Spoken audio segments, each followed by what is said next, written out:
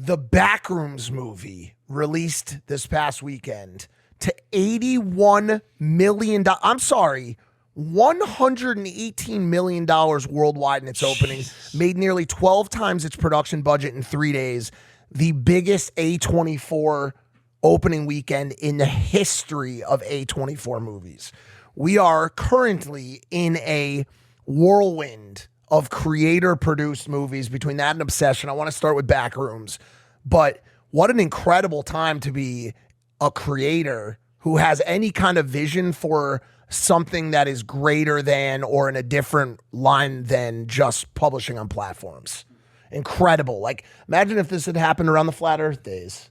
We could have ourselves a major motion picture. Yeah, we were a bit early. I mean, think about it. You also didn't do like drama or suspense. Oh, there was, don't you fucking dare. Yeah, don't do that. Okay. Don't you dare. There was plenty of drama and suspense. And suspense. You know who led the wave here was the Rocket Twins. The Rocket Twins were the yeah. A24 movie. Yeah. Very true. They walked. What was it? Let Me In? Talk to me. Talk to Me. Talk to Me was incredible. And wow, that's a really, was there anything that predates Talk to Me? And not in a major way where it was an incredibly obvious creator making a full feature film, honestly, besides Airplane Mode. you know what's crazy, dude, about Airplane Mode? So we obviously made Airplane Mode like 10 years ago when 11. I was literally like a child. I think Jake and I started we helped write the movie. I think I was 19 years old, and so like stuff I thought was like funny and edgy then, now I'm like, whoa. But I recently saw a scene from Airplane Mode of all the creators going through the TSA check-in line. First day of shooting. And in this world that we're living in, it kind of played. The jokes were so fucked up, and we're in like at least now, Trump's America, right wing, everyone's a little bit more edgy, saying things that they could only think about 4 years ago. Yeah. And so I was watching the scene, I went, yo, this movie is fucking horrible, but this scene's kind of funny, bro. This is fucked so up. what, just wrong place, wrong time? Yeah, wrong place, wrong time. No, I mean, there was no adult supervision. We were all so young, first timers. We got lucky for people taking a chance on us.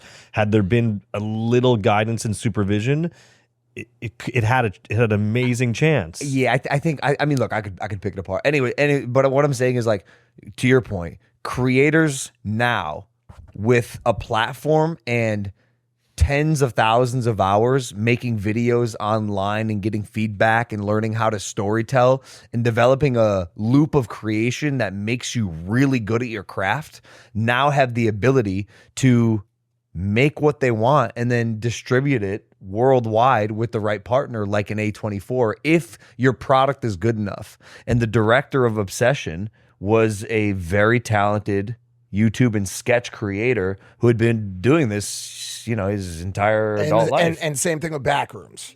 So like, really think about what we're talking about. The director of Obsession is 25 years old. I think Backrooms is 20. Kane Parsons is like 20, 21 years old. Yeah. So think about this for a second. You're talking about at the same exact time, leading into the summer, major blockbuster moment. Okay, you're talking about two of them. The top two movies, I believe, with Star Wars at number 3. Like, think about what we're saying, okay?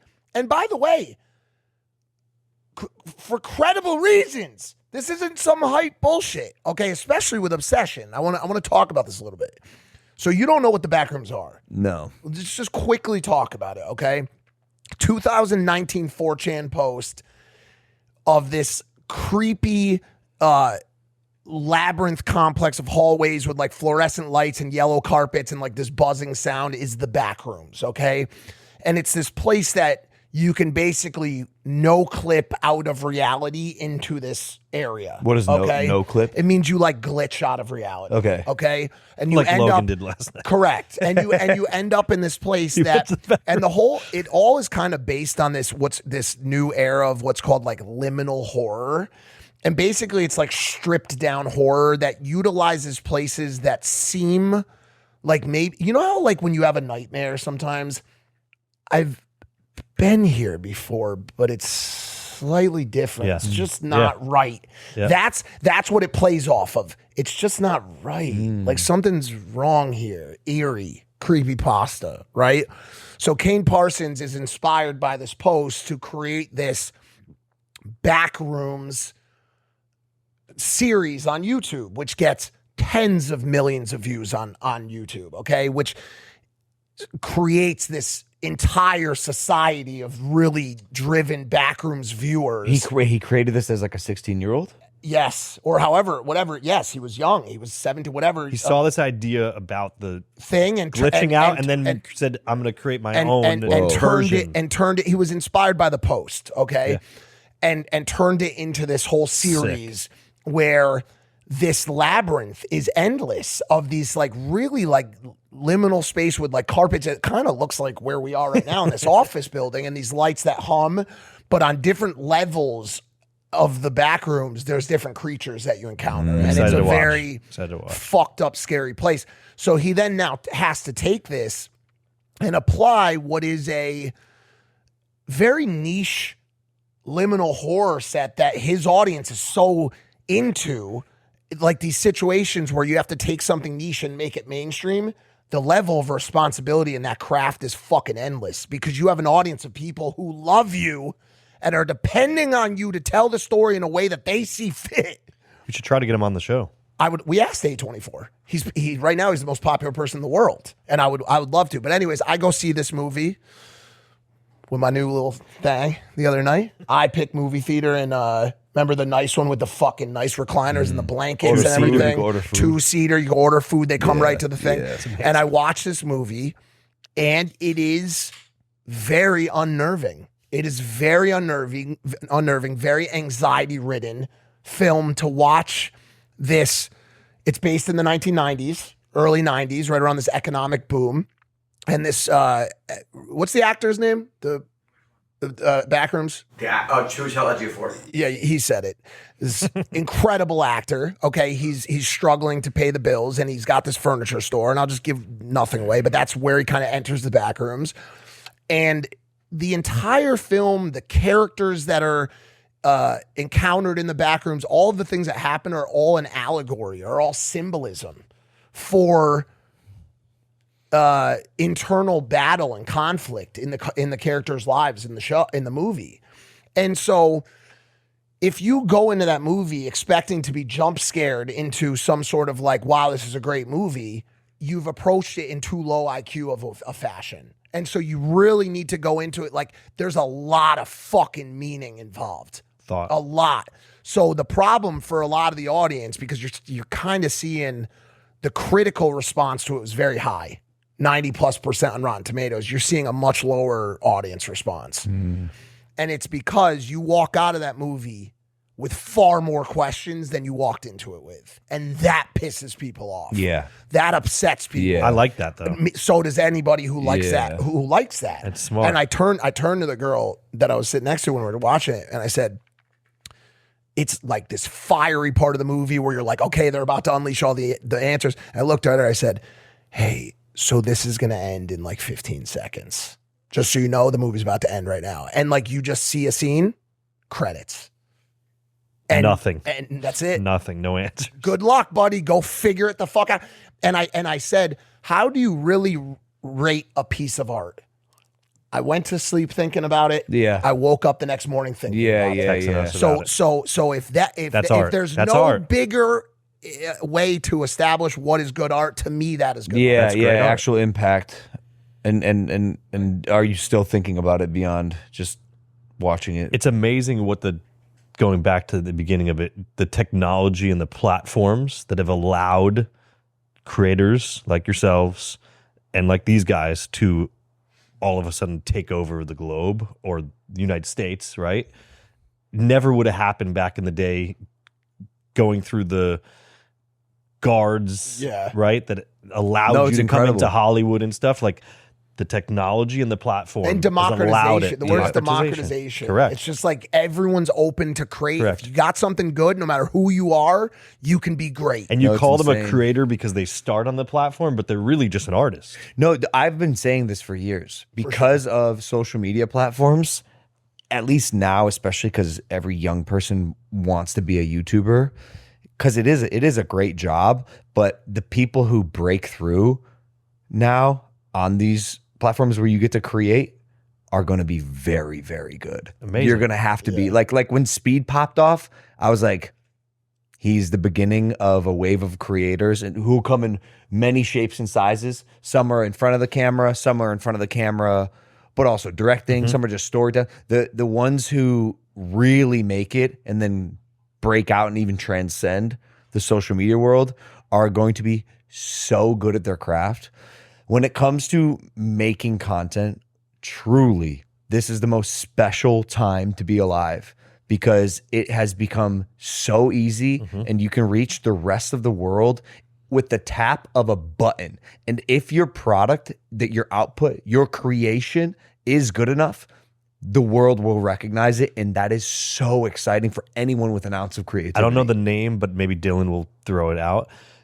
Cannes Film Festival, which is one of the most prestigious, for the first time had a full AI movie. Well, that's a whole different. I'm just saying, like the creation of creativity. That's even kind of what I'm saying. So now, if you're just a person with an idea, you don't even have to pick up the camera. Like creativity is in this era being rewarded because you can make anything with a couple prompts and some taps. And I think with the AI, I've been watching a lot of people talk about it.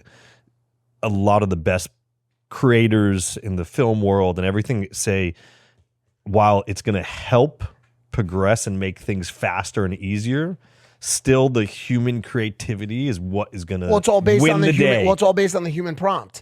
And what you get is you just end up with creative prompters. I mean, dude, I am awful with names today, but the guy that I've been showing you from Instagram over and over that does those insane fucking gossip goblin. Is that what it was? Remember I showed you? No, you're on your own, bucko. No, he knows. The differentiator is going to be. Dude, we talked about it on the show. Down to one word. This dude that does the really fucking intricate and like. I see. Yeah, it's taste. At least at the moment, AI is not going to be able to have extreme levels of taste. It lacks it lacks it at the moment. Well, it lacks a lot of stuff. I mean, comedic timing. But I guess in like other verticals, not necessarily creative related, it's fucking kicking ass. Like it's doing a better job than humans. Yo, real quick, 60% of people watching this are not subscribed. I can't believe What? it. If you've made it this far, you clearly mess with Impaulsive. Subscribing literally helps us bring on insane guests and keeps the show getting better. So please hit the subscribe button. Let's get back to it. This is what a person in the back room looks like. So I'm not even kidding. If Jake Paul was in the back rooms, this is quite literally exactly Backrooms Jake Paul. So they use these type of so heads? I'll explain it to you. So basically, the Backrooms is really just you're gonna love this, dude. This is known too. It's not a spoiler. The Backrooms remembers. Okay, it's basically like memories in your mind. What your memory does when it tries to remember something is it creates like a pretty basic memory of it. Okay, it's not quite what it really was. Yeah. Okay, like when you think back Details. when you think back to like eating dinner at the dinner table when you were a kid, it's a very so it distorts the memory a little bit. So the Backrooms remembers, but it remembers, and as it continues to remember, it continues to distort. And so those distortions become pretty fucked up. Oh, that's dude. really cool. It's That's very really cool. cool. So this literally is what Jake Paul looks like in the Backrooms. Yeah. I mean, I'm going to be honest. Jake's been on a bit of a bender. This might be just what Jake Paul looks like in real life right now. Is that a helmet? You put it on? This might just be this Jake might Paul's be a recent ears picture falling of Jake off because Paul. Mike Tyson bit it.